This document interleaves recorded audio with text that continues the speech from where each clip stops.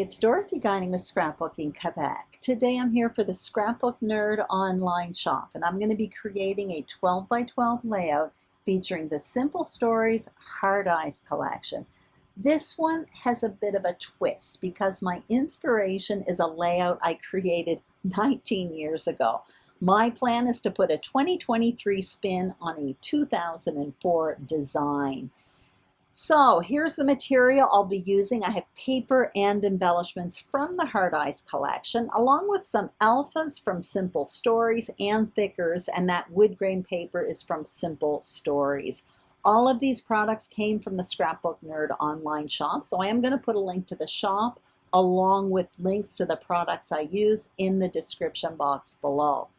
Also, if you're tuning in between March 17th and 19th, 2023, the Feelin' Lucky online crop is happening in the Scrapbook Nerd Friends Facebook group. So there are prizes, challenges, and tons of inspiration. Head on over. I'll put a link to that group below as well. Before jumping in, I want to have a look at my inspiration. I created this layout in November 2004. It's a page about Morganfield, or Morgie for short. She was part of our family for nearly 20 years. This layout has a border, 3 photos, a title in 3 spots, and some journaling. Also, the decor is minimal. My plan is to keep all of these elements, but with a modern twist. So let's get started and see what's on my desk. I have a piece of 12 by 12 basil marshmallow cardstock. Here are the 3 photos, and I have, like on the original page, 2 horizontal and 1 vertical. Now I'm showing you the paper I've selected from this collection. So I've had this collection kicking around for 2 months now. It's starting to get pretty picked through, but the colors are absolutely gorgeous. I am going to throw in the wood grain, however, to tone it down because these are outdoor winter photos. I'm showing you the embellishments I have. So I have some stickers, some ephemera, along with some self-adhesive brads. And the first thing I want to do is talk about my photos and my photo selection. So as you can see, the original page is in the top left-hand corner. And like I mentioned earlier, I have 2 horizontal photos and 1 vertical photo. The difference is the photos that I'm going to be using today, I have 1 larger one and 2 smaller ones. What I find I'm lacking in the original page is a clear focal point. And one way to create a clear focal point is to have 1 photo larger than the other. What I'm noticing at this point is if I want to follow the positioning of the photos the same as on the original page, I'm having trouble because of my focal point photo. That is me, and you can see in the photo I'm on the left facing right. So if I were to put that photo on the right, I would be looking off the page. So what I plan to do is flip my original page upside down. So the photos are kind of on the opposite, and my border will be on the right instead of on the left. So that's why you see up in the top left-hand corner, Morganfield is upside down. The first thing I'm going to do is create a border. Only my border for 2023 is going to be larger than the original border. I'm going to update it by making a wider border. Also, I'm going to incorporate 3 different papers. I will put measurements for all of this on the screen a little bit later on when I place these elements on the page. So I'm showing you I have my 3 pieces there, and now what I'm going to do is just add a bit of ink to all of these strips of paper. So the ink I'm using is Morning Mist by VersaFine Clair, and I do it to all of them, but I don't make you watch all of it. When I'm creating a border with strips of paper like this, what I'm looking to do is use strips of paper that are different widths. So I cut these all in different widths. And I would like to mention as well that the measurements I'll be putting on the screen are for visible paper only. So you can see I'm adhering now, but I'm overlapping. The only real size is that wood grain paper. The other two, the striped paper and the hexagons, I cut them a little bit wider and then I'm overlapping them. So keep that in mind. My measurements are for visible paper only. So again, I created that border with 3 strips of paper, and I just made sure that each strip was at a different width.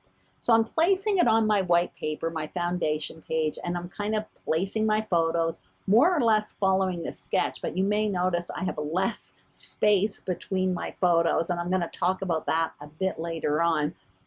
What I'm doing right now is adding a 2023 update to the page, and certainly an update towards my style. What I'm going to do is add a frame behind my layout, or basically a half frame. So what you see me doing right now is cutting out 2 papers. I have that white paper I'm trimming down along with that pink paper, and those two you'll see in a moment. I'm going to place them on top of that wood grain paper, and that's going to create a frame style foundation, or actually a half frame style foundation, because the border is going to be taking up 4.5 inches over on the far right. So I'm adhering all of this together, and now I'm ready to continue with my layout. So already it's looking updated. Now I'm placing my photos. So I am going to want to put photo mats on these photos. I am going to addition a few different papers. So I get out the pink there along with some wood grain. They both go. The wood grain is a little bit more understated, but again, I'm outside in the woods, so I don't necessarily want to add tons of pink to this layout, even though I don't mind the pink in it at all, because it does look nice with my photos, with my hat in the photos more specifically. So you can see off camera, I cut myself out some wood grain mats and adhered them to my photos. Now I'm going to talk about title and journaling. So if you look on the sketch or on the original page, I have title in 3 spots, and I have journaling, what looks like now to the left of that photo at the bottom of the page. So you can see on wax paper with 2 different alphas. Those black ones are Thickers, a collection called Twilight, and the bigger pink ones are from the Simple Stories Color Vibe collection. My title is going to be Real Life Right Now 2023. So I have it on wax paper. I'm playing around with the positioning of it right now. That's why I didn't adhere my photos as well, because the positioning of the title is going to influence the positioning of my photos. What I am doing, you can see right now I've made my decisions and I'm adhering everything down, but I do want to talk about the title and the positioning of the photos right now with regards to how I'm updating it from 2004. Number 1, for the positioning of the photos, if you look at the original page, there's a lot of trapped space between the photos. What I'm doing for 2023's layout is I'm grouping them closer together, avoiding that trapped space. Also, for the title, if you look at the original page, I have it in 3 spots, but they're all kind of floating on the page.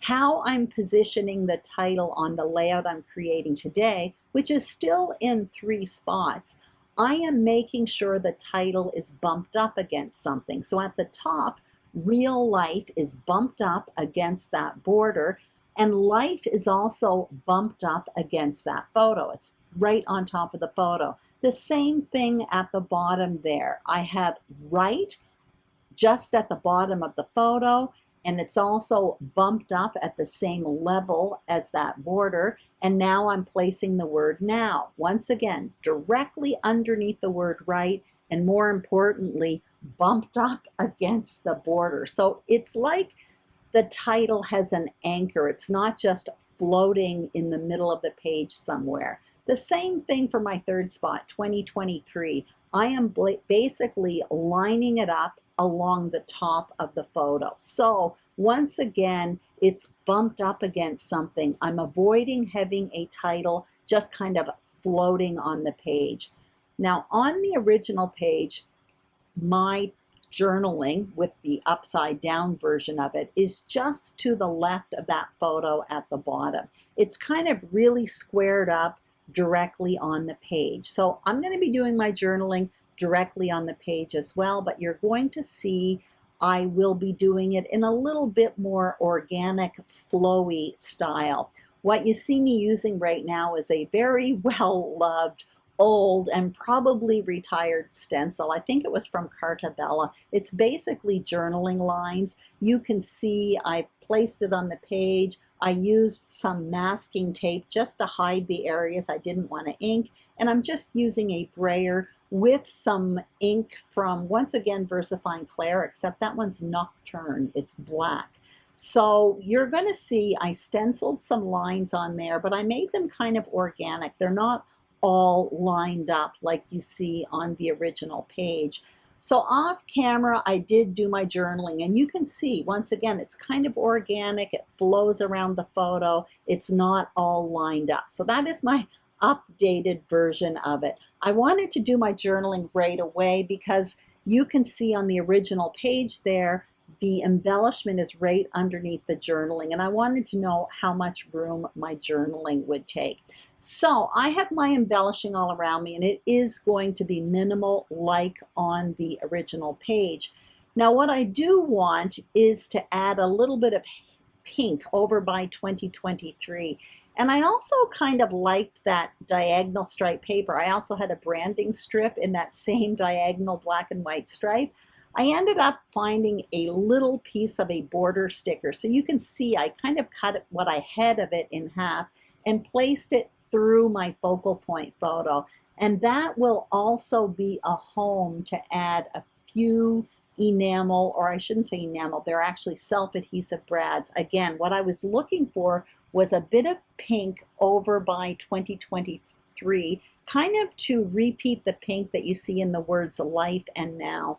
Now I have that border strip that goes through my focal point photo, which also reinforces the fact that I do have a focal point photo, but I do want to have an embellishment underneath my journaling, like on the original page, but now also to create a visual triangle with those two ends of that border strip that go through my focal point photo.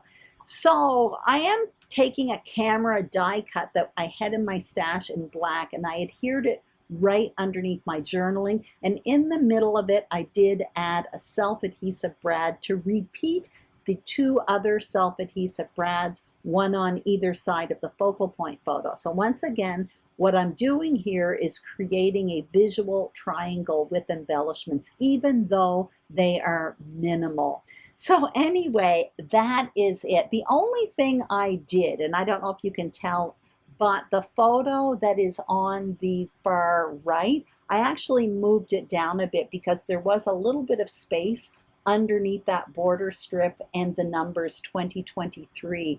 And once again, I wanted to make sure that that title was bumped up against something, and I felt that there was too much of a space between that border strip and the numbers. So I corrected that by just moving down that photo a little bit. But that's basically it. So let's just review what I did. Both pages have a border, but my 2023 version is wider with 3 printed papers. Both pages have 3 photos, but today's layout has a significantly larger one that stands out as a focal point, something that was lacking in the original page. Also, I positioned the photos closer together, removing any trapped space. The title is in 3 spots on both layouts, but my 2023 title is bumped up against something. The border in 2 spots and on the edge of a photo in another. Now the title is anchored, so it's not just floating in the middle of the page. Finally, I did keep the decor minimal, but I added a visual triangle, and I did this by adding that border sticker through the focal point photo with 2 self-adhesive brads and the camera at the bottom with a 3rd self-adhesive brad. The only element I really added here was a half frame style foundation, which is my style in 2023. If you enjoyed this video, I'd greatly appreciate a thumbs up. If you haven't subscribed to the Scrapbook Nerd YouTube channel, we would be thrilled if you did. The same thing for my channel, Scrapbooking Quebec. Also, don't forget to check out the Scrapbook Nerd online shop for these fun supplies and more. Also, head on over to the Scrapbook Nerd Friends Group Facebook group. We have an online crop happening March 17th to 19th, 2023, and you actually have an extra week to do all the challenges. Take care, and I will see you soon on YouTube. Bye-bye.